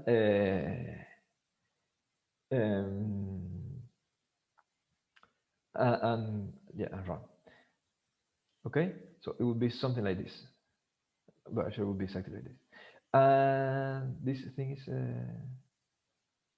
still running. And there is another way to run it, which is like this.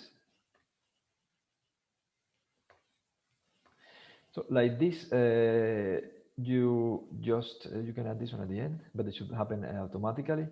Like this one, you just do as run the script, and it will work as a single executable. But I haven't tried too much to tell you the truth, and I didn't manage, for some reason. There's an option that with this initialize, it behaves differently than doing this. That I needed to go to more workers, so to go here to 24 to make it run properly. To make it get the same performance than we got here in the notebook. Okay.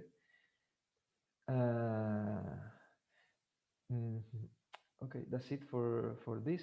So here you see the 2 terabytes were already processed. It took 2 minutes. Yeah, exactly what I have here. And you see that our memory is not. We didn't need the 2 terabytes of RAM to do this operation. Okay. So this is what Dask does. And I also included here another example. Okay, let's close the the Dask MPI. One thing is this, so this the client is given, we didn't close the client. The client is remember that it's always present in the notebook. It's telling you, yeah, I don't find the cluster anymore. And one thing is if you run this after the course by yourself, this server that we run the Dask MPI, anytime we run this and we run this, we are just killing it with an X-cancel, and Slurm he doesn't like to be canceling, running and canceling job steps inside of a job like this way, in this way. So it's not something that runs exits properly and something else come back. So you should avoid killing and restarting the cluster many times when you're doing it. You just try. You can just run it once and do your work and run it afterwards, because Slurm can get locked for thinking that the job hasn't finished, and this job hasn't finished, and won't allow you to start it again. And sometimes you will have to wait like 5 minutes or sometimes more to be able to run. Okay. And so here we kill it. I hope everything went fine with the killing. And I'm putting here also the same example again with the HDF5 files. So now in this example that we saw before, this is exactly the same. The only difference is that now we're going to launch a cluster with 23 workers. I don't put 24 because one worker is going to be the scheduler. So one of the ranks will be scheduling all the work. So this one it worked fine. The cluster is created again. As you see, as you saw, this outputs this client here. So this one has a hash, so it's different to the other client. If you want, you can create this one here or in a notebook and have different notebooks that connect to the client. You can just use client close and connect it to somewhere else. Okay, you don't have to run this one per notebook. You can use it across notebooks. Okay. So here we create the client. This is the same, but I'm going to close it to avoid the extra load on the node. But the dashboard is the same. So we do now just everything as before. No, this one is just a NumPy. It takes some time. We're not going to run it. And now you have not only a single array from all the data, but you have this array across 2 nodes. That this happens automatically with the client. And that's it. I had, I think I deleted it. So I had, let's see it now. I compared this time here with the serial one, and I got it was not twice as fast, but was around 1.5 faster or something. But here, yeah, it really it gives an speed up anyway. So I guess the takeout is to do not use it by default. MPI, just start with a single node, and if it's too slow and you think that you can get faster by scaling, just consider doing scaling and find which amount of nodes is better for it. Okay, so we can close here. So in this case now we close, but we can connect again if we want. and we kill the notebook, sorry, the cluster.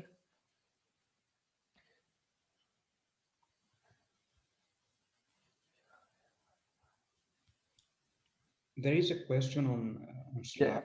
Yeah. Okay. Yes, I will. Could you post here in Slack? Yeah, I will push it afterwards. I just forgot to push it. Oh.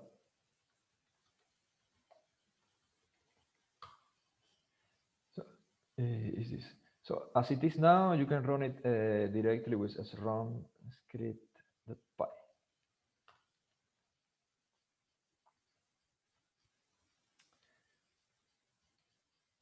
Okay, now since we close the client, we don't get this error of the client saying, I don't see anymore the cluster. And okay, so questions about this part MPI or well, anything actually, because this is the last one.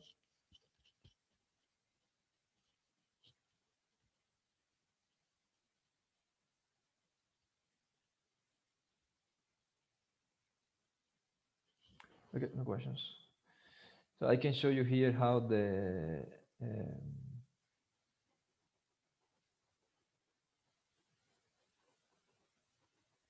so if you do like this, you run this one, you go to terminal.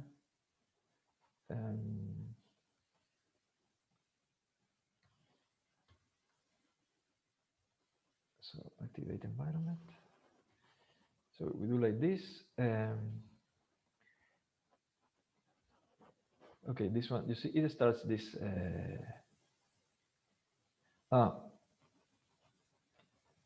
So this is good that I saw this one. So this one will create some files, log files to save the rotation of the cluster. And if you do it in home, it will give you this error because home doesn't support this kind of files. So you have to go to scratch and do it somewhere there.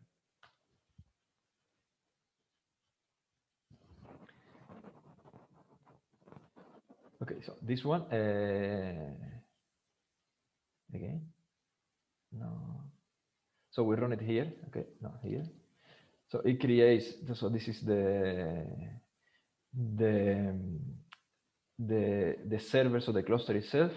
So if you run it by hand in a terminal, not in the notebook, so you would start this one, but you would use an ampersand, and you would leave it in background, and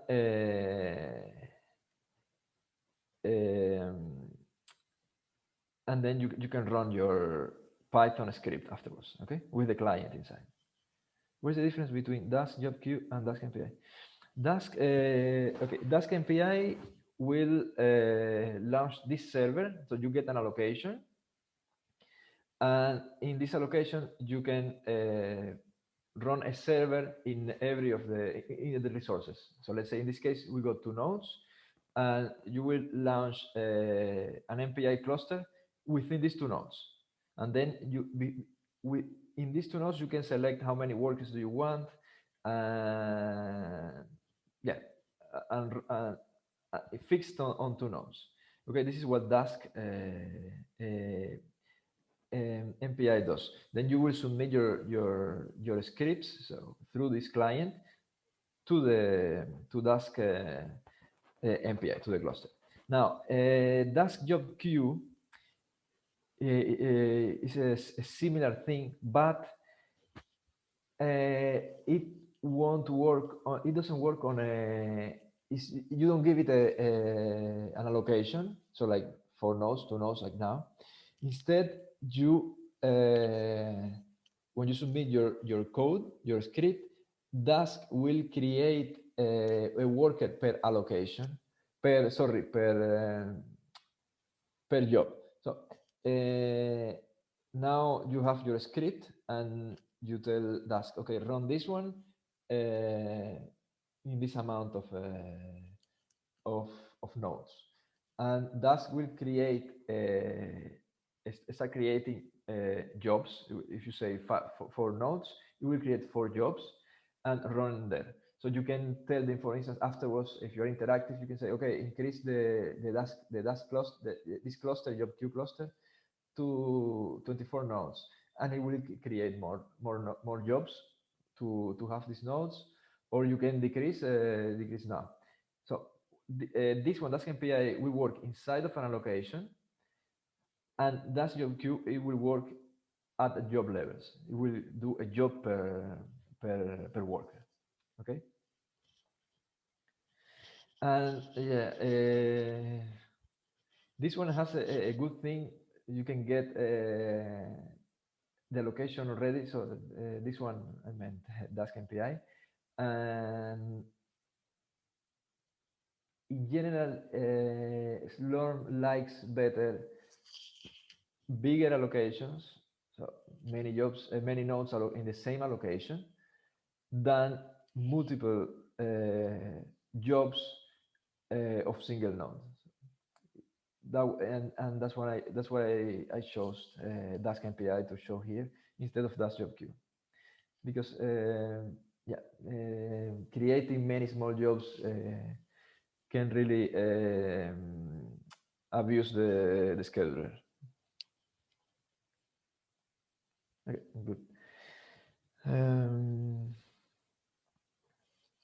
Okay, something else? Okay, so I will close here. So we are almost finishing. And the last part, so this is for Dask.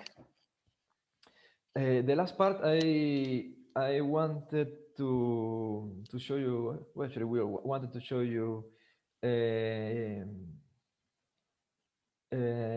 NumPy Legate. Is a question? No. NumPy Legate. So this one I haven't. I can push it later. I didn't push it because I am not sure if. I think I have it up. No.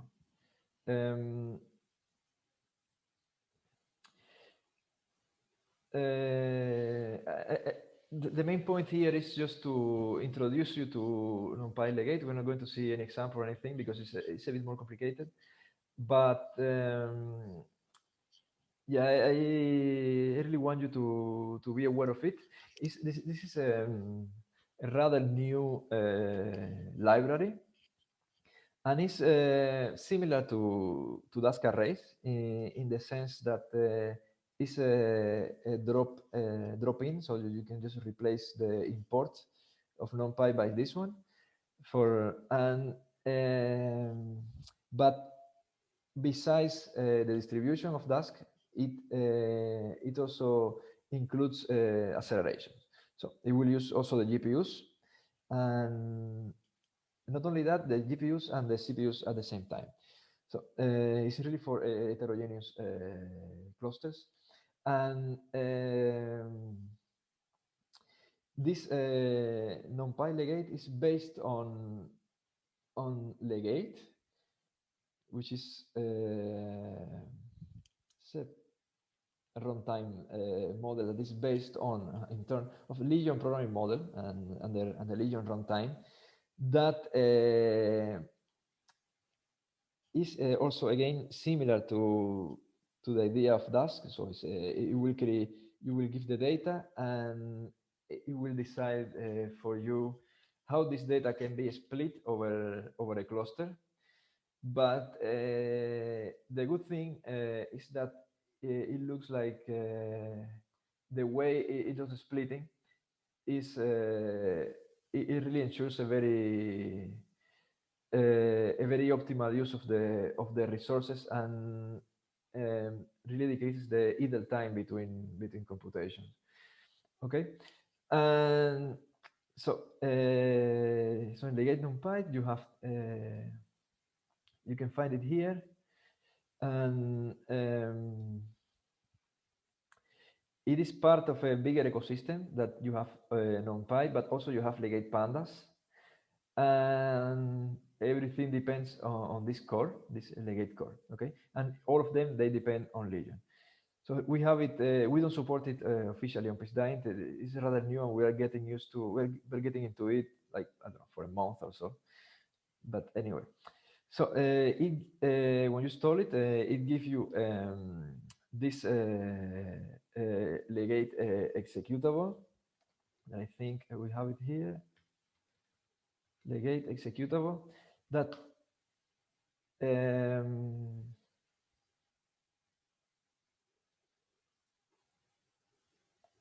well, sorry, apparently I cannot run it here right now. Sorry about that. It gives you the legate executable that sorry, I'm sorry, I lost. It will act in this case as a Python. It has a shell, and it has a Python itself, and from it you can import legate.numpy instead of numpy. Okay, and in the login node in PCDine you would get you would run something like this. You say legate, you pass legate, you pass the launcher. You said you're going to launch with a run, the number of nodes, how many GPUs per nodes. This is something for the GPU. It's the pool of memory they're going to pre-reserve before the execution, and your script. So this is the basic use of legate. It's not as simple as just running Python your script, and it has many command line options of this kind that you can change memories, and you can change buffer for communication, the memory per node, how far it will go in the execution of this Dask sort of a computational graph. No, sorry, not Dask, a computational graph. But here you can find a script.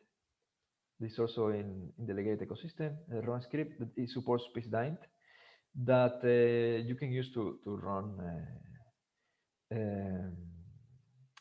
simpler. It has many defaults, many command line options already set as default, and that you can select that. So it has many examples that you can try it if you are interested. But again, this is a very new thing, so it's still in development, I think, and it still doesn't have all the NumPy API. And in this case, if you find like IPCM, for instance, that I was trying the other day, it will tell you this one I don't have. I will go back to I will use NumPy one, and in this case, well, you can find it's not going to be optimal, of course, but it should run. Everything should run. I guess with time they will implement more of the API. So here I show for one of the examples, this one stencil. So you have a stencil. You write exactly like you would do in NumPy, and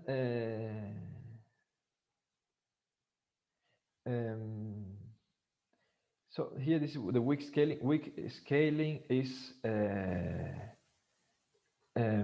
so we increase the number of nodes, and with the same ratio that we increase, like it's in power of 2, we increase the size of the problem accordingly.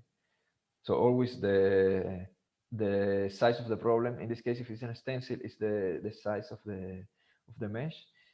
The size divided by the number of nodes is going to be constant. So if you in a perfect scaling situation, you would get just a line, because if with one node it takes 1 minute, with 2 nodes it should take 2 minutes, because the problem is increasing. And here you see that it has a very remarkable scaling, and so this is the timing in seconds, and so we go from this grid size to this grid size. Okay, and here I guess, yeah, I will push it.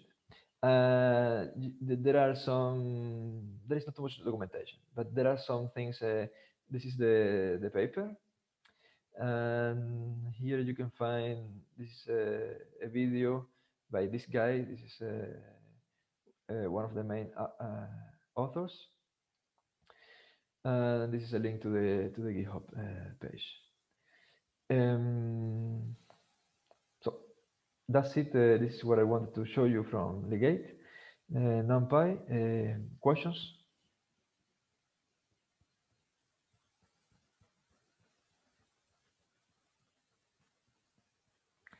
Okay, no questions. Then if that's it from my side. Theo, there is something that would you like to add? Well, if anybody has any question for the course in general, now's the time to ask. So also from the previous sessions that we presented.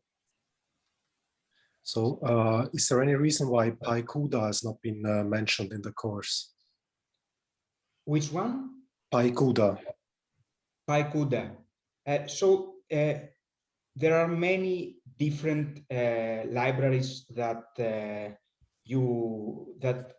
do this thing with the GPUs.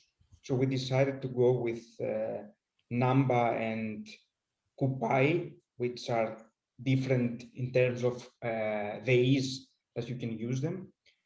But yeah, we can consider also PyCUDA in the future. So yeah, it's always in what our time limitations are. Yeah, we had initially thought of a session of other solutions for Python and GPUs, and there we had in mind to just do a small quick mention of this kind of libraries. And PyCUDA in general, I don't know if Theo thought about it, but I didn't. But there is also right now you can use PyTorch, because PyTorch implements something like NumPy. It's not really the NumPy API like Dask or Legate, but you can use it on GPUs. Now there is a TensorFlow.numpy that provides also the NumPy API for GPUs, and there is JAX too that same thing, provides the NumPy API for GPU plus gradient automatic gradient if you need it for something. But at the end, yeah, I don't know, yeah, it's a matter of time, and also to not overload you guys with 1,000 solutions and then which one we use. But yeah. Okay, thank you. So then maybe also another question regarding Dask and PI. So you've shown here examples with Dask arrays, but is Dask and PI also working with the other kind of graphs, computational graphs you've shown before? Yeah, absolutely. Yes, yes. Good point. I didn't mention it, but yes. Yeah.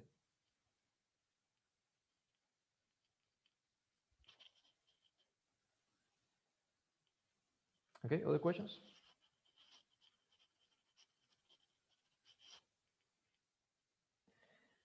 Well, if not, I think we can close for today. It's almost lunchtime. Well, for today, no, the whole course. I hope the things that we saw here were useful for you, and yeah, we would like to see you using this kind of stuff in your on PyDyn in the next month. Okay. That's it. Then goodbye, and thank you for participating. Thank you very much for the attention. See you around, I guess. If you have questions or something, we can always help you to get started with this kind of work. And something's not working, please contact us. And yeah, that's it. Okay. Have a nice weekend, and thank you very much for the attention. Bye.